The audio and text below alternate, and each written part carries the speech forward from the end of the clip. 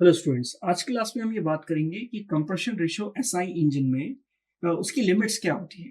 What is the limit of compression ratio in SI engine and what is the reason for the limitation of compression ratio in SI engine. हमने ये देखा कि spark ignition engine में जो compression ratio होता है वो 10 से 16 के बीच में होता है।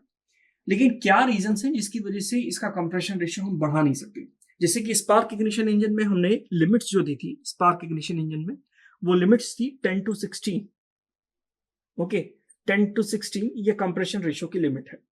ये लिमिट कंप्रेशन रेशियो की इतनी ही क्यों है, इतनी ही क्यों फिक्स की गई?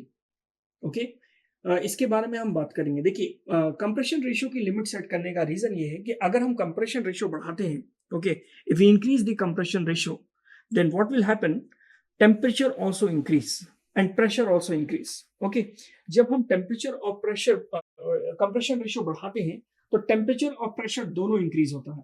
ओके, टेम्परेचर और प्रेशर इंक्रीज होने से क्या इफेक्ट होता है? टेम्परेचर और प्रेशर इंक्रीज होने से इसका इग्निशन डिले इफेक्ट होता है। क्या? Ignition delay. Okay, ignition delay effect करता है। इग्निशन डिले किस तरह से इफेक्ट करता है? जब कंप्रेशन रेशियो अगर हम बढ़ाएंगे, कंप्रेशन रेशियो बढ़ाने से इग्निशन डिले क्या हो जाएगा? कम हो जाएगा। इग्निशन डिले क्यों कम हो जाएगा? क्योंकि टेम्परेचर बढ़ जाएगा। जो मिक्सचर है उसका टेम्परेचर बढ़ जाएगा। जब मिक्सचर का टेम्परेचर बढ़ जाएगा तो उसका इग्निशन डिले कम हो जाएगा। इग्निशन डिले कम होने का रीजन ये है कि जो चार्ज है उसको ऑटो इग्निशन टेम्परेचर तक पहुंचने में अब बहुत कम समय लगेगा, बहुत कम टाइम लगेगा, जिससे वो इजीली क्या हो जाएगा? बर्न हो जाएगा। जो टाइम गैप है between the spark and ignition, वो कम हो जाएगा। अगर आपने स्पार्क दिया है तो वो तुरंत ही क्या हो जाएगा? पूरा चार्ज बर्न हो जाएगा। तो इसमें इग्निशन डिले कम होने से क्या इफेक्ट होगा? इग्निशन डिले कम होने से ये इफेक्ट होगा कि जो चार्ज है जो कंबशन चैम्बर के एंड में है वो ऑटोमेटिकली इग्नाइट हो जाएगा। ओके, और दो फ्लेम फ्रंट जनरेट होंगी। उसको समझने के लिए हम एक कंबशन चैम्बर बना लेते हैं। ये हमारा स्पार्क इग्निशन इंजन का कंबशन चैम्बर है। ओके, ये आपका कंबशन चैम्बर है, इनलेट एंड आउटलेट वाल्व है।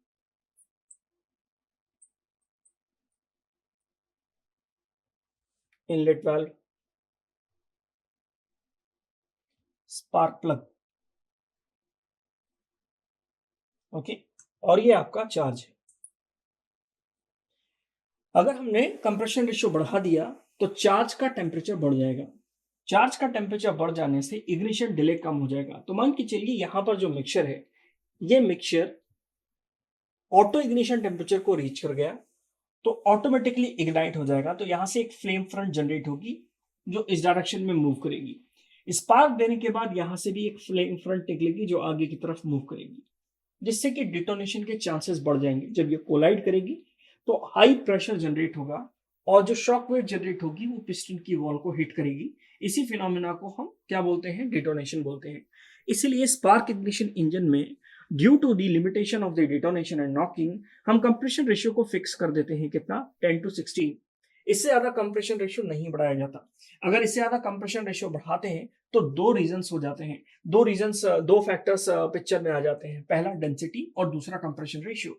ओके, डेंसिटी बढ़ जाती है तो भी क्या हो जाएगा? डिटोनेशन क्या हो जाएगा? बढ़ जाएगा और नॉकिंग बढ़ जाएगी। कंप्रेशन रेशियो बढ़ाने से टेम्परेचर बढ़ जाएगा जिससे कि डिटोनेशन और नॉकिंग बढ़ जाएगी। इसलिए स्पार्क इग्निशन इंजन में 10 to 16 ही हम क्या करते हैं? लगभग कंप्रेशन रेशियो लेते हैं।